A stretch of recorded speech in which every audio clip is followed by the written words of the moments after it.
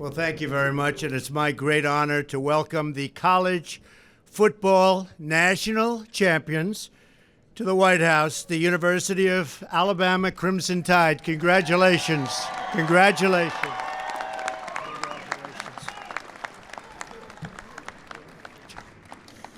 To the university president, Stuart Bell, athletic director, Greg Byrne, Coach Nick Saban, and the extraordinary group of players, and they are extraordinary, and they're going to be very rich. They're going to be very gathered here. Congratulations on your incredible victory.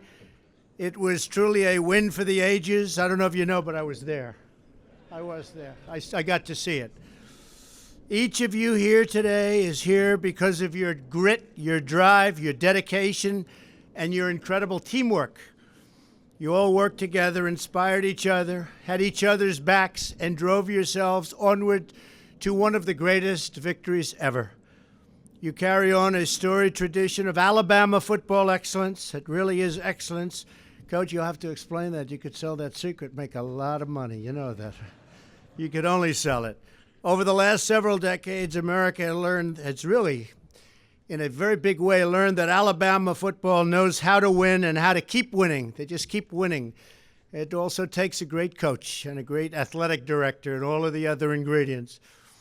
But you've now claimed 26 SEC championships and 17 national championships. 5 of your national championships were won under Coach Saban. Was it 5 or 6?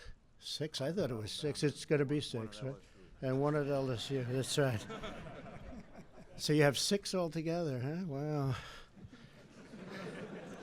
They shouldn't have let you go, Coach. And they're thinking about that, too.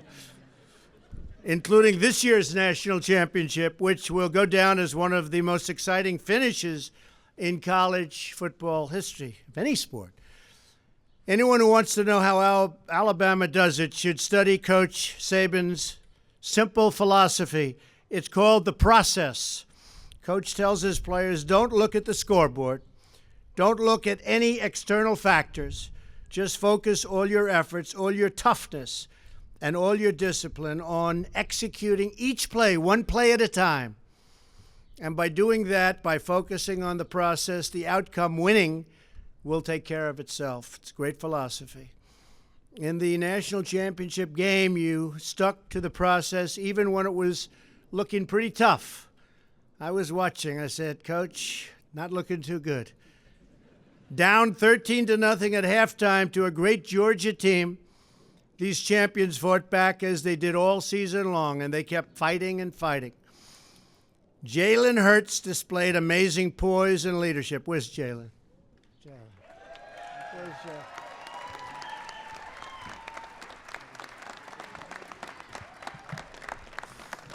Great job. That was poise. Calvin Ridley torched defenses all year, becoming the only second receiver, and you're the only one in Alabama history to compile over 200 receptions for a career. 200. Where's Calvin? Hey, Calvin.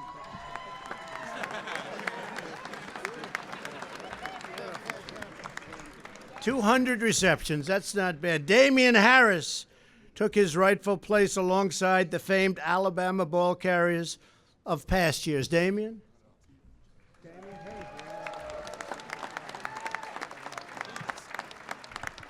Rashaan Evans and Daron Payne and the rest of the defense beat opposing offenses into submission. Now, I've watched a lot of those games, and sometimes, as Coach Saban likes to say, you flat out made them quit. They quit. We're doing that to a lot of people, too. I learned. Where's Bradley B? And Rashaan and Daron? Where are you guys? Come here. You got Rashaan, you got Bradley.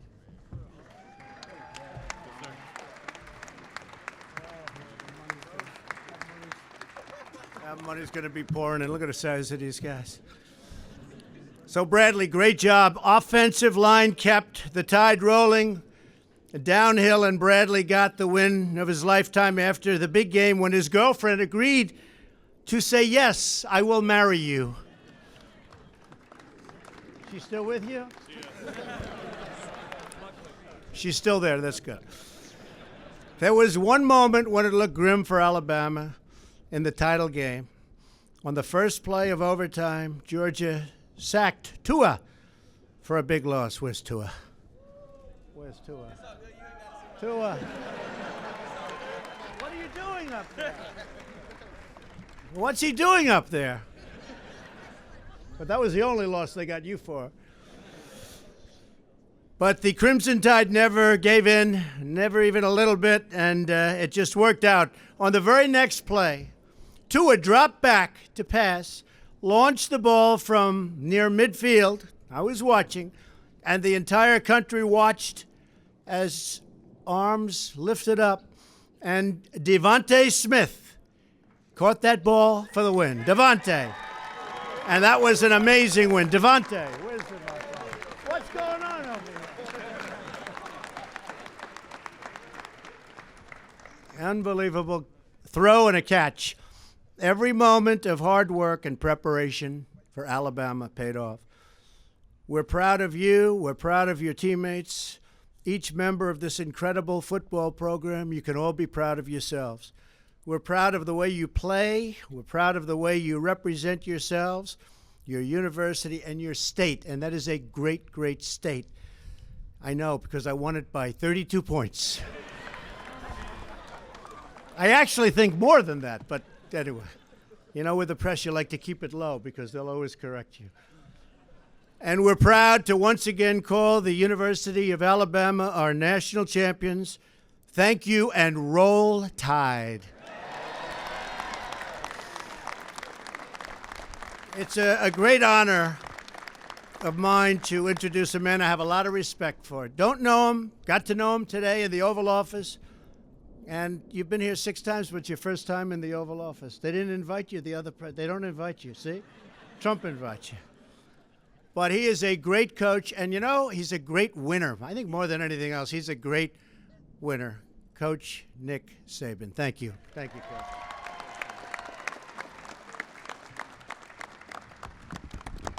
You know, not many people get invited to the White House, so not many people get invited to see the president and meet the president.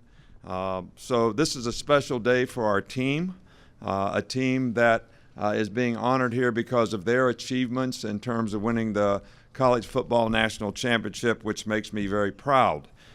This season was a little bit of a metaphor of life in terms of the togetherness, the hard work, the perseverance that these young men sort of put together to overcome a lot of adversity, to create a legacy for a lifetime and a memory for a lifetime for them because of what they were able to accomplish together as a team.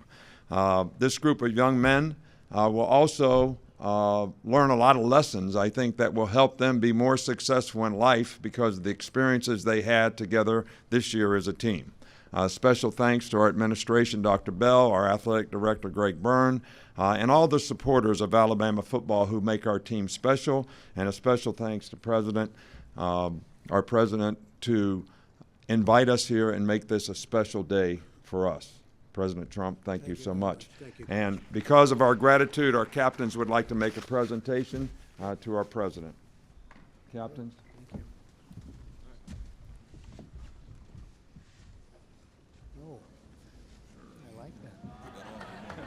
Looks good. I'll put it up. Skilled player, too.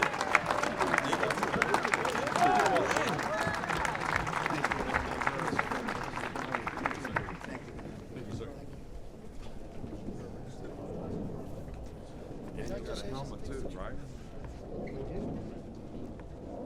Helmet and a sign ball. I love this.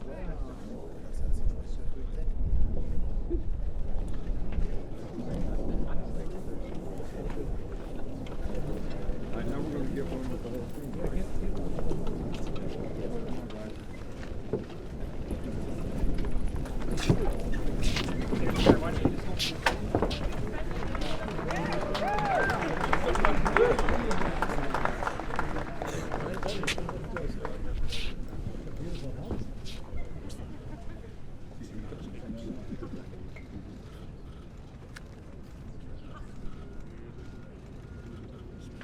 He beat